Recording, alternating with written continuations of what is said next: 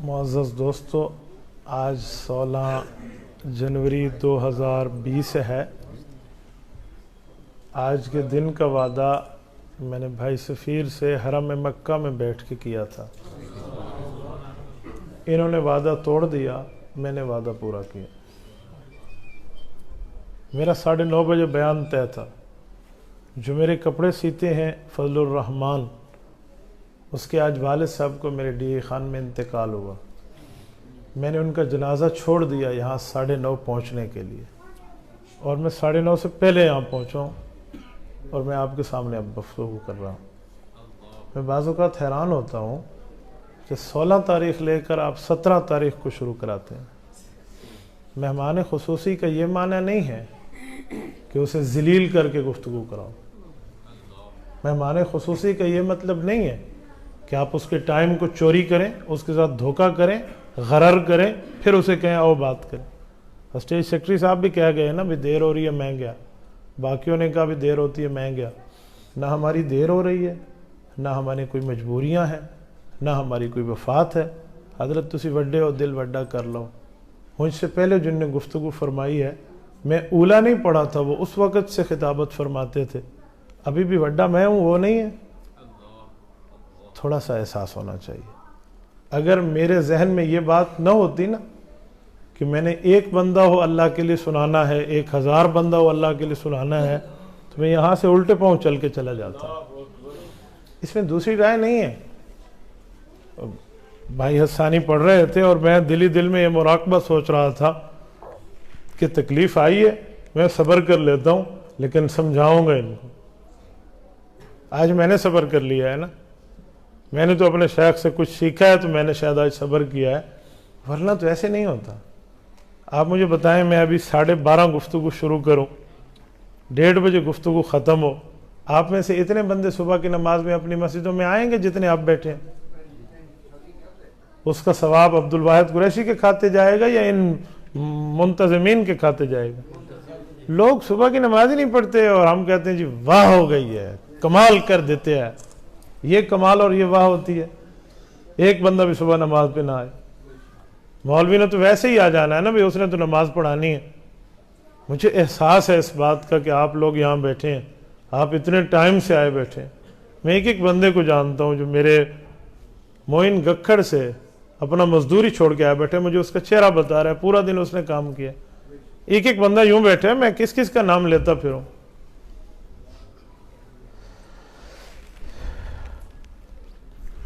الحمدللہ وحدہ والصلاة والسلام علی من لا نبی بعدہ، اما بعد فاعوذ باللہ من الشیطان الرجیم، بسم اللہ الرحمن الرحیم۔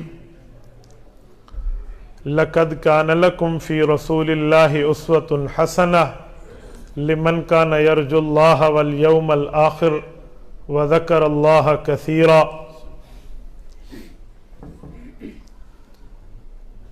عن الحسن بن علي رضي الله تعالى عنهما قال سألت خالي هند بن أبي هالة رضي الله تعالى عنه وكان وصافا عن حلیۃ رسول اللہ صلی اللہ علیہ وسلم وانا اشتہی ان یصف لی منها شیئا اتعلق به، فقال كان رسول اللہ صلی اللہ علیہ وسلم فخفا مفخما یتلألأ وجهه تلألؤ القمر لیلۃ البدر، اطول من المربوع واقصر من المشذب، عظیم الہامت رجل الشعر ان انفرقت عقیقته فرق والا فلا، یجاوز شعره شحمت اذنیہ اذا هو وفره، ازہر اللون واسع الجبین، ازج الحواجب سوابغ من غیر قرن، بینہما عرق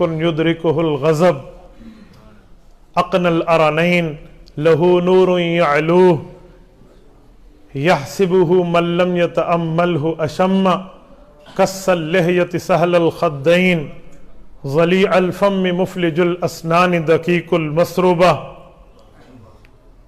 کأن عنقہ جید دمیۃ فی صفاء الفضہ، معتدل الخلق بادن متماسک بعید ما بین المنکبین زخم الکرادیس انور المتجرد موصول ما بین اللبۃ والسرۃ الی ان یجری کالخط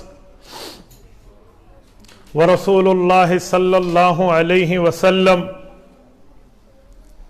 اشعر الذراعین والمنکبین واعالی الصدر طویل الزندین رحب الراحہ شسن الکفین والقدمین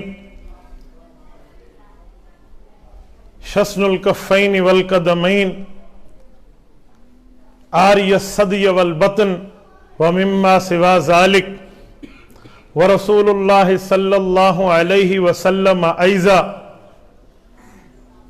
ورسول اللہ صلی اللہ علیہ وسلم یمشی اذا مشا کأنہ تنحل من سبب وإذا التفت التفت جميعا ذريع المشية إذا مشى كأنما يسب من سبب ورسول الله صلى الله عليه وسلم يتلألأ أيضا ورسول الله صلى الله عليه وسلم إذا زال زال قلعا يخطو تكفيا ويمشي هونا ورسول اللہ صلی اللہ علیہ وسلم خافض الطرف نظرہ الی الارض جل نظرہ الملاحظہ اکثر نظرہ الی السماء یبدأ من لقی بالسلام رواہ الامام الہمام الترمذی فی جامعہ صدق اللہ العظیم وبلغنا رسولہ النبی الامی الکریم ونحن على ذلك لمن الشاہدین والشاکرین والحمد للہ رب العالمین۔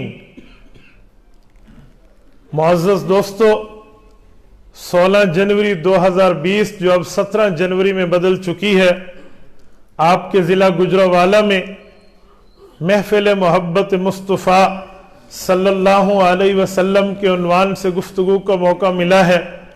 میں نزاکت وقت کو سامنے رکھتے ہوئے صرف ایک حدیث کے ترجمے پر اکتفا کروں گا۔ میرے دوستو، رسول اللہ صلی اللہ علیہ وسلم سے محبت ہونی چاہیے، ورنہ ایمان کامل نہیں ہے۔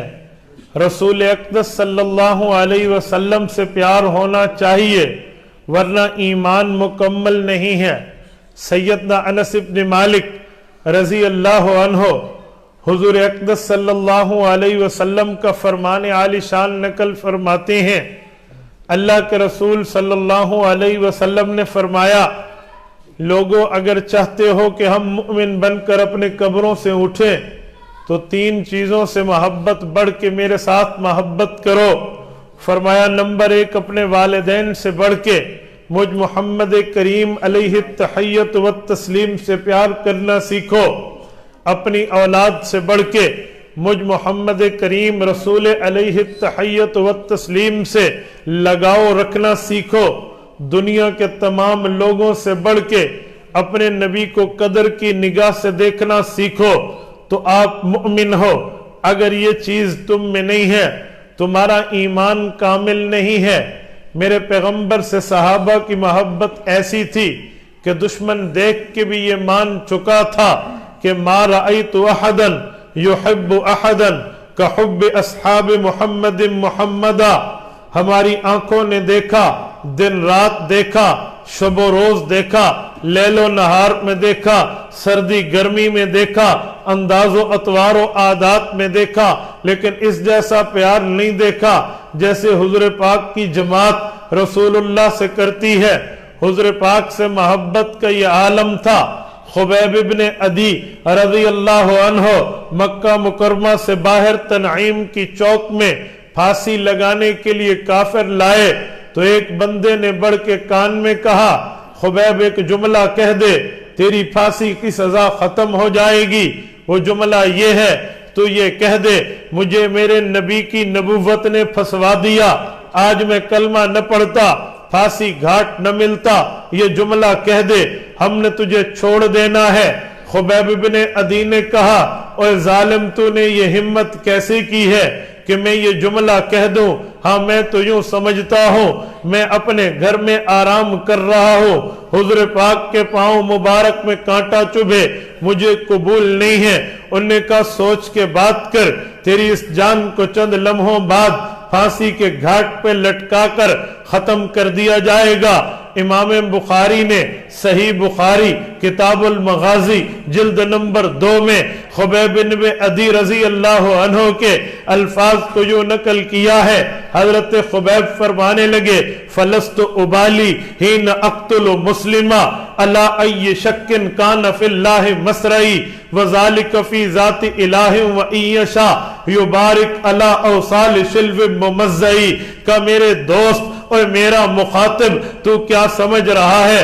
آج تو نے میرے جسم کے ظاہری حصے میں صرف زبان کے اوپر لفظ محمد کا کلمہ جاری ہوتے دیکھا ہے، تو مجھے قتل تو کر دے، میرے خون کا ایک ایک قطرہ رسول اللہ کی محبت پکار اٹھے گا۔ حضور اقدس سے پیار تو وہ طبقہ یوں کرتا تھا، رسول اقدس صلی اللہ علیہ وسلم سے پیار تو ان لوگوں کا یہ تھا، حضور اقدس صلی اللہ علیہ وسلم کے ساتھ محبت کا یہ عالم تھا۔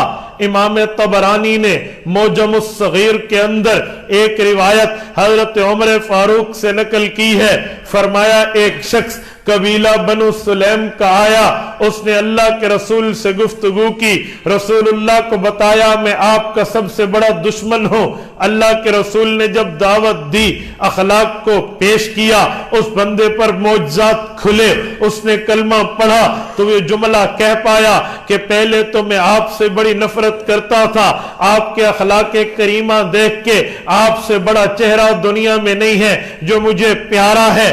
گجرانوالہ کے دوستو ایسے بیسیوں واقعات ہیں جو رسول اقدس سے پیار، حضور پاک سے محبت، رسول اللہ سے جو ہے نا ایک لگاؤ اور تعلق قلبی کو واضح کرتے ہوئے نظر آتے ہیں۔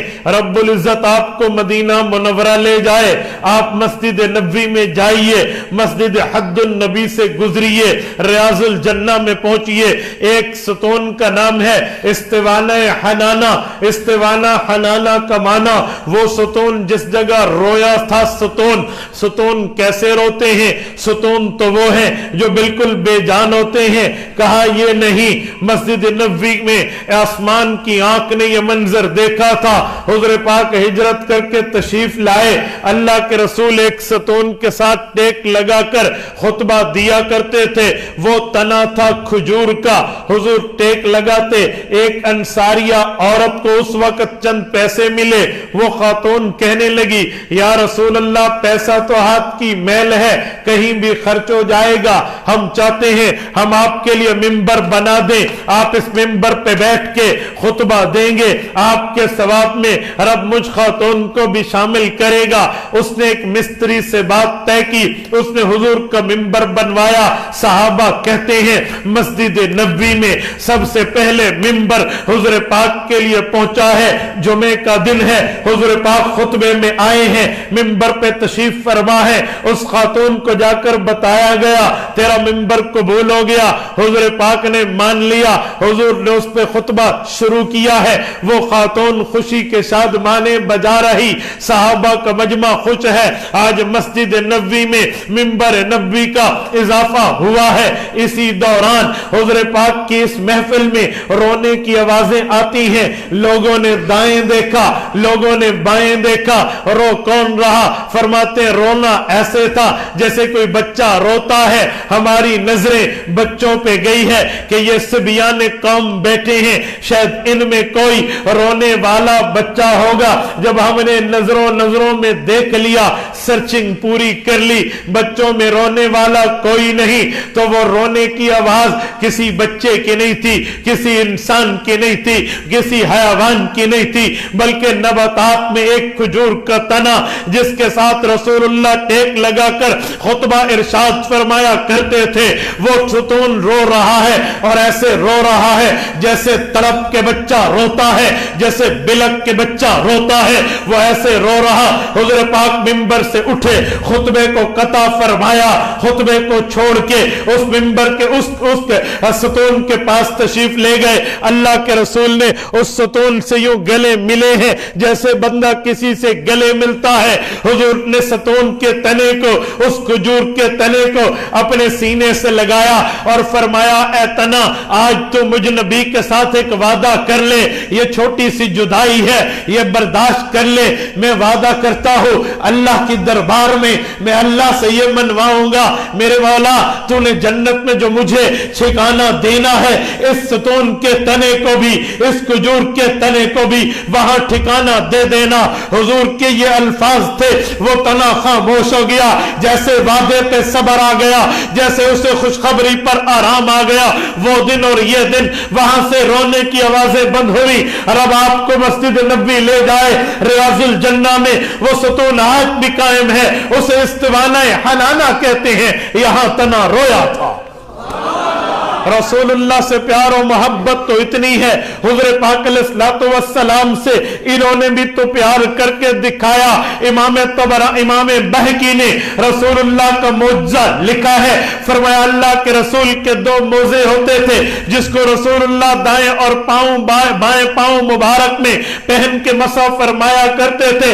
فرمایا ایک بار ایسا ہوا حضور وضو فرمانے لگے، وہ دونوں موزے منگوا لیے، جب وہ دونوں موزے رکھے وہ کمرے میں رکھے ہوئے تھے، ایک عرصے کے بعد اٹھائے وہ ان موزوں کو رکھ دیا، حضور نے وضو فرمایا، چارپائی پر تشریف لائے، رسول اللہ نے ایک موزہ پہننا شروع فرمایا، اتنے میں ایک کوا آیا، اس نے اپنی چونچ سے وہ موزے کو پکڑا اور وہ اڑا کر لے گیا۔ صحابہ نے کوشش بھی کی کوے کو پکڑے، اس کی چونچ سے موزہ کھینچ لیں، پتہ نہیں کہاں لے جائے گا، اس وقت تو دوسرا موزہ موجود نہیں تھا۔ حضور پاک بھی دیکھ رہے، صحابہ بھی دیکھ رہے، کوا تھوڑے اونچی اڑان بھرتا ہے، اس سے موزہ دائیں بائیں ہلتا ہے، جب موزہ الٹا ہوا اس سے سانپ کا بچہ نکلا، وہ نیچے گرا، اس نے آ کے کوے نے وہ موزہ واپس کر دیا۔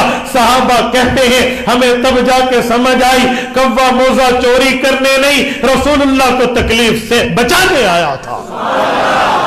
محبت پیغمبر تو یوں ہے، احترام پیغمبر تو یوں ہے، رسول اللہ سے عشق تو یوں ہے، وہاں اور تو کیا چرند پرند کو رسول اللہ سے پیار نظر آتا ہے۔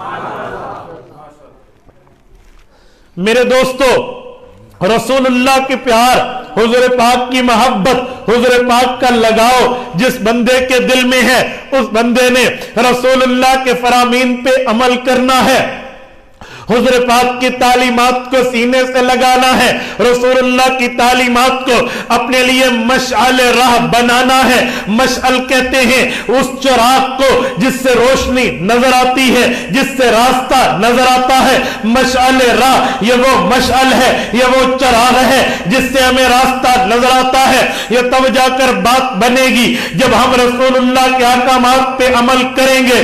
آؤ میں آپ کی خدمت میں اس شہزادے کا ذکر کرنے لگا ہو جس کے لیے اللہ کے رسول فرماتے ہیں رب العزت نے میرے بیٹے حسن ابن علی کو سردار بنایا ہے۔ اس حسن ابن علی کی ذکر بات کرنے لگا ہو جو وہ ہے جو علی المرتضی کا فرزند ہے، حضرت حسین کا بڑا بھائی ہے، حضرت فاطمہ کا لخت جگر ہے۔ آج بھی جنت البقیع میں حضرت فاطمہ کی قبر کے پہلو میں امام حسن کی قبر ہے۔ میں اس حسن کی بات کر رہا ہوں جس کے لیے حضرت عمر ابن عاص کی روایت موجود ہے، جس کے لیے حضرت نفیع ابن حارث سیدنا ابو بکر رضی اللہ عنہ کی روایت موجود ہے۔ میں اس حسن کی بات کرنے لگا ہوں جس حضرت حسن کے لیے حضرت ابو ہریرہ کا فرمان موجود ہے، جس حسن نے حضرت امیر حق امیر معاویہ کے ہاتھ میں ہاتھ دے کر بیعت علی الخلافت کی ہے، بیعت علی الامارت کی ہے۔ میں اس حسن کی بات کر رہا ہوں۔ حضرت حسن رضی اللہ عنہ فرماتے ہیں مجھے خواہش ہوتی تھی، میری یہ چاہت ہوتی تھی میں اپنے نانا جان کی باتیں، اپنے نانا جان کے پرانے صحابہ، نانا جان کے پرانے بزرگ صحابہ سے پوچھوں میرا نانا یہ کیسے عمل کرتا تھا، میرے نانے کا فرمان، میرے نانے کے احکام، میرے نانا جی کی تعلیمات بتاؤ تاکہ تاکہ میں اس پر عمل کروں۔ کھولیے جامع ترمذی، اس میں کھولیے شمائل المحمدیہ جسے شمائل ترمذی کہتے ہیں۔ امام ابو عیسیٰ ترمذی رحمہ اللہ روایت لائے ہیں، رسول اقدس صلی اللہ علیہ وسلم کے ربیب ہیں۔ ربیب اس بچے کو کہتے ہیں جس کو ماں اپنے دوسرے خاوند کے گھر میں لائے لیکن وہ پیدا پہلے خاوند سے ہوا ہو۔ حضرت ابو حالہ یہ پہلے خاوند ہے۔ سیدہ ام المؤمنین حضرت خدیجۃ الکبریٰ رضی اللہ عنہا کے اور ابو حالہ سے ایک بیٹا پیدا ہوا تھا جسے حضرت ہند کہتے ہیں۔ یہ حضرت ہند حضرت فاطمہ کا بھائی بنتا ہے کیونکہ حضرت فاطمہ ان کی بڑی بہن رقیہ، ان کی بڑی بہن ام کلثوم، اس کی بڑی بہن زینب رسول اللہ کی چاروں بیٹیوں کی ماں، اور اس ہند بن ابی حالہ کی ماں یہ ایک ہے۔ حضرت فاطمہ سمیت حضور کی اولاد کا بھائی ہے تو ماں کا بھائی ماموں ہوتا ہے۔ حضرت حسن کہتے ہیں میرے ماموں حضرت ہند بن ابی حالہ حضور کے ربیب تھے۔ رسول اللہ کی شکل مبارک، حضور پاک کی پارٹس آف دا باڈی مبارک، رسول اللہ صلی اللہ علیہ وسلم کے حسن سراپے حسن کے حافظ تھے۔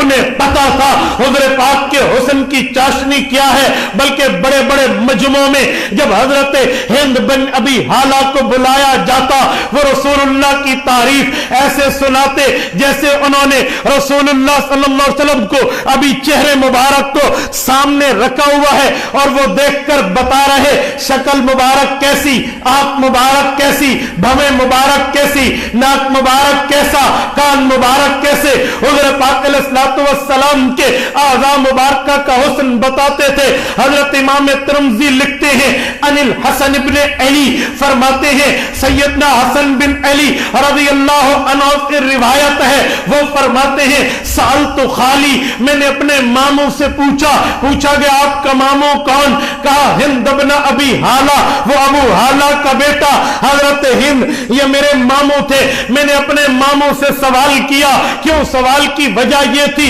وکان وصافن ان حلیت رسول اللہ صلی اللہ علیہ وسلم، وہ رسول اللہ کی شکل کے حافظ تھے۔ حضور پاک کی اوصاف کو گھول کے پی لیا تھا، دماغ میں ازبر تھا، ایسے بتاتے تھے جیسے سامنے دیکھ کر کوئی خبر دینے والا خبر دیتا ہے۔ میں نے ان سے پوچھا مجھے بتاؤ انا اشتہی ان یصف لی منہا شیئا، میں چاہتا تھا، حضرت امام حسن کہتے ہیں میں چاہتا تھا وہ میرے لیے یہ اوصاف بتائیں، انا اتعلق بھی، میں رسول اللہ کی ان فرامین پہ حضور کی ان شکل میں اپنی شکل جیسا بنانا پسند کرنا چاہتا ہوں۔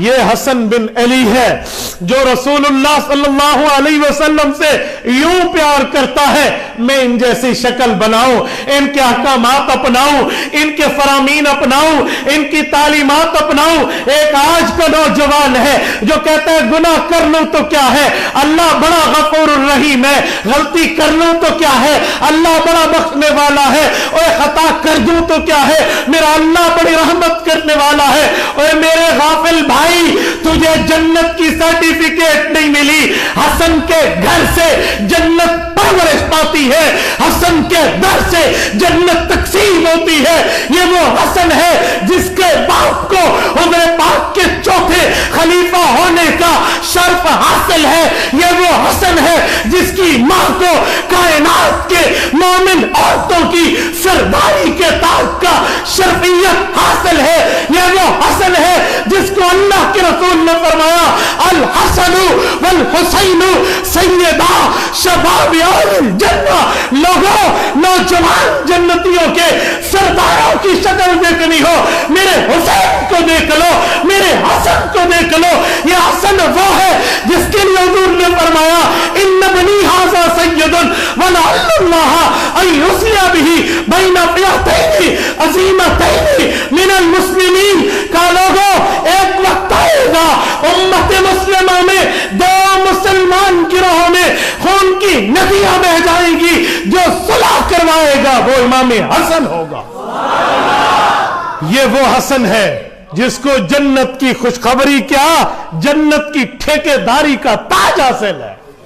یہ وہ حسن ہے جسے جنت کی چوکی داری کیا، جنت کی مالکن کی گود میں پلا ہے، جنتی نوجوانوں کا سردار ہے۔ اسے نہیں نظر آتا اللہ بڑا غفور الرحیم ہے، اسے نہیں نظر آتا اللہ نے معاف کرنا ہے، ہمیں نظر آتا ہے۔ ان کو اپنی آخرت کی اتنی فکر تھی، ہمیں فکر نہیں۔ ہم امام حسن تو چھوڑیے، امام حسن کے تقوی کے سامنے اپنی پوری زندگی قربان کر دیں، لیکن ہمیں کچھ تو اپنی زندگی پر غور کرنا چاہیے کہ جنہیں جنتیں گھر سے ملی ہیں، جن کے در سے جنت وجود پا کر آپ کے اور میرے لیے بن رہی ہے، اللہ نصیب فرمائے، انہیں اتنی زیادہ آخرت کی فکر ہے۔ تو ہمیں تو اس سے بڑھ کے ہونی چاہیے کہ انا اتعلق بہ، میں چاہتا ہوں کہ میں وہ چیز اپنا لوں۔ اتعلق اردو زبان میں کہہ دوں، میں اس سے تعلق بنا لوں، اس سے اپنی ریلیشن شپ قائم کر لوں۔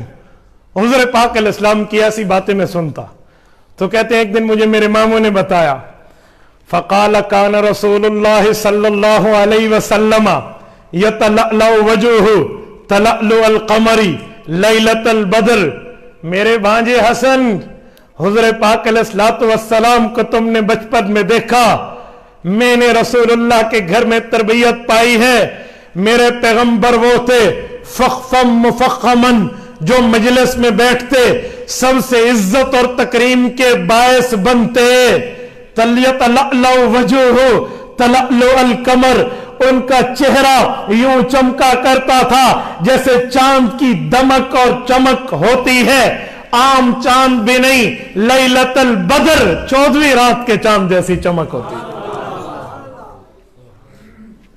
اطول من المربوع واکثر من المشذب، کوئی بندہ زیادہ اونچا ہو تو اس سے کم ہے، کوئی زیادہ پست ہو تو اس سے اونچی قد رکھنے والے ہیں۔ عظیم الہامہ، پیغمبر علیہ السلام کے چہرے مبارک کو رب نے باروب بنایا تھا، رجل الشعری، حضور پاک کے سر مبارک پہ بال ایسے تھے، ان انفرقت عقیقتہ فرق والا فلا، حضور پاک کے سر مبارک پہ مانگ نکل آتی، حضور نکال لیتے، سیدھی مانگ نکالتے تھے، ٹیڑھی مانگ کا رواج نہیں تھا، یہ سنت نہیں ہے، سنت سیدھی مانگ ہے، نکلتی تو نکال دیتے ورنہ ویسے ہی چھوڑ دیتے۔ یجاوز شعرہ شہمت اذنی، جب پیغمبر علیہ السلام کے بال بڑے ہونا ہوتے تو کان کی لو سے نیچے جاتے، اذا ہوا وفرہ، یہاں نیچے جاتے، اور پھر اس کے بعد فرمایا ازہر اللون، پیغمبر کرم بڑا خوبصورت تھا، حضور پاک کے لیے فرمایا واسع الجبین، حضور پاک کی پیشانی کشادہ تھی، ازج الحواجب، پیغمبر کے باریک خمدار یہ جو آبرو تھے، یہ آبرو ایک دوسرے سے ملے ہوئے نہیں تھے، جدا جدا تھے، بینہما عرق، ان آبروؤں کے درمیان ایک رگ ہوتی تھی، یدرکہ الغضب، جب پیغمبر کسی اللہ کی نافرمانی پر غصے میں آتے، رب العزت کی نافرمانی پر غصے میں آتے، وہ رگ پھڑک اٹھتی تھی، بینہما عرق یدرکہ الغضب، اقن الارانین، پیغمبر علیہ السلام کے ناک مبارک تھوڑے بلندی مائل تھے، یعلمہ من لم یتأملہ اشما، جو اچانک دیکھتا غور نہ کرتا تو یوں لگتا ناک بڑی لمبی ہے، لیکن یوں نہیں تھی، وہ تو ایک نور کی نورانیت ہوتی جو چمک رہی تھی۔ کسل لحیہ، پیغمبر کی داڑھی بڑی گھنی تھی، حضور پاک کی داڑھی مبارک بڑی گھنی اور بہترین تھی، رسول اللہ سہل الخدین، پیغمبر کے رخسار مبارک جو تھے وہ ہموار تھے، اونچے اٹھے ہوئے نہیں تھے۔ آگے فرمایا فاصلی الفم، پیغمبر کا چہرہ، پیغمبر کا منہ، حضور پاک کا اعتدال کے ساتھ فراق تھا، اور پھر فرمایا دقیق المفلج الاسنان، پیغمبر علیہ السلام کے دانتوں میں تھوڑا تھوڑا سا فاصلہ اور اعتدال کے حسن کو پیدا کر دیتا۔ دقیق المسروبہ، ہم نے حضور پاک کو احرام کے موقع پہ دیکھا، حضور پاک کے ناک مبارک سے سینے مبارک تک بالوں کی چھوٹی سی لکیر تھی، اور کان ہونا کہو جید دمیت فی صفاء الفضہ، میرے بھانجے پیغمبر کی گردن دیکھنی ہوتی تو ایسے سمجھ جیسے کسی خوبصورت مورتی کو ڈھالا جاتا ہے اور اس کو ایک شیشے کے بوتل میں ڈالنے کے لیے ایسی خوبصورت گولائی، ایسی خوبصورت صفائی، ایسی خوبصورت رانائی پیغمبر کی گردن میں تھے۔ فی صفاء الفضہ، وہ گویا چاندی کے برتن میں ایک گردن نظر آ رہی ہے۔ معتدل الخلق، پیغمبر کا جسم بڑا اعتدال کے ساتھ بنایا گیا تھا۔ باطن متماسک، پیغمبر علیہ السلام کے گوشت جو تھے وہ جگہ جو ہاتھ کے ساتھ حضور پاک کی جو جوڑ والی تھی وہ پر گوشت نظر آتی تھی۔ بعید ما بین المنکبین، پیغمبر علیہ السلام کے دونوں کندھوں مبارک کے درمیان میں تھوڑا فاصلہ تھا جس سے حسن بڑھ جاتا تھا۔ زخم القرادیس، پیغمبر کے جوڑوں میں گوشت بھرا ہوا تھا۔ انور المتجرد، اللہ کی قسم فرمایا وہ جگہ جو کپڑے سے باہر رہتی ہے، جیسے چہرہ، جیسے ہاتھ، جیسے پاؤں کا جو لباس سے باہر رہنے والی جگہ ہوتی تھی، رسول اللہ کی انور المتجرد، اس پر ایسا نور ہوتا تھا ہم حیران ہو جاتے۔ اوے ہاتھ باہر ہوتے ہیں، انہیں کبھی کبھی دھوپ بھی لگتی ہے، انہیں آگ اور دھوئیں سے واسطہ بھی پڑتا ہے، پاؤں مٹی میں چلتے ہیں، انہیں کانٹے بھی چبھتے ہیں، انہیں پتھر بھی چبھتے ہیں، انہیں تکلیف بھی ہوتی ہے۔ فرمایا اس کے باوجود یہ باہر کے جسم کے حصے اتنے پیارے ہوتے، جو لباس کے اندر تھا اس کے حسن کی تو کیا بات ہی تھی۔ موصول ما بین اللبتی والسرتی یجری بشعر کالخط، پیغمبر علیہ السلام کے جسم کے حصوں میں سینے سے لے کر نیچے تک بالوں کی ایک لمبی لکیر نظر آتی۔ عارض الصدیین والبطن مما سوا ذالک، اس لکیر والی بالوں کے ارد گرد، اس لکیر والی بالوں کے دائیں بائیں پیغمبر علیہ السلام کے سینے پر، پیغمبر علیہ السلام کے پیٹ مبارک پر بال نظر نہیں آتے تھے، قدرتی پیدا ہی نہیں ہوئے تھے۔ اور آگے فرمایا اشعر الذراعین والمنکبین واعالی الصدر، پیغمبر علیہ السلام کے بازوؤں پہ بال تھے، کندھوں کی اونچی جگہوں پہ تھوڑے بال تھے، سینے کی وہ حصے کی جگہ جو داڑھی مبارک کے ساتھ تھی، گردن کے ساتھ تھی، ادھر چند بال نظر آتے، باقی نہیں تھی۔ پھر فرمانے لگے، فرمایا طویل الزندین، پیغمبر علیہ السلام کے جوڑ کے حسن کی تو کیا چاشنی تھی۔ رحم الراحہ، پیغمبر کی ہتھیلی بڑی کشادہ تھی، یہ سخاوت کی طرف اشارہ ہے کہ سخیوں کا ہاتھ کھلا ہوا کرتا ہے۔ شسن القدمین والکفین، پیغمبر علیہ السلام کے پاؤں میں جو خمدار جگہ تھی وہ ایسے تھی، ینبو عنہم الماء، اگر اس پہ پانی ڈالا جاتا وہ پانی ڈھلک جایا کرتا تھا، اوپر ٹھہرتا نہیں تھا۔ خمسان الاخمسین، اس کا حسن ایسے تھا کہ خمدار جگہ میں پاؤں کے تلوے کو بنایا ایسے گیا تھا۔ اذا زال زال طلعا، حضور پاؤں اٹھاتے پوری قوت سے اٹھاتے، کانما ینحط من سبب، وہ ایسے چلتے جیسے گہرائی میں، جیسے نیچائی میں حضور اتر رہے ہو۔ وہی التفت جمیعا، کسی سے بات کرنی ہوتی پورے چہرے سمیت اپنے سینے کو پھیرتے، اسے پوری کمپنی دیتے، عزت دیتے، اس سے بات کرتے، خالی چہرہ نہیں پھیرتے تھے بلکہ سینہ ساتھ پھیرتے۔ التفت جمیعا، اس کی طرف پورے ہوتے، اس سے بات کرتے۔ ذریع المشیہ، پیغمبر کی چال تیز رفتار تھی، جب پیغمبر علیہ السلام چلتے تھے تو بڑی اچھی اور سبک رفتاری سے چلتے تھے۔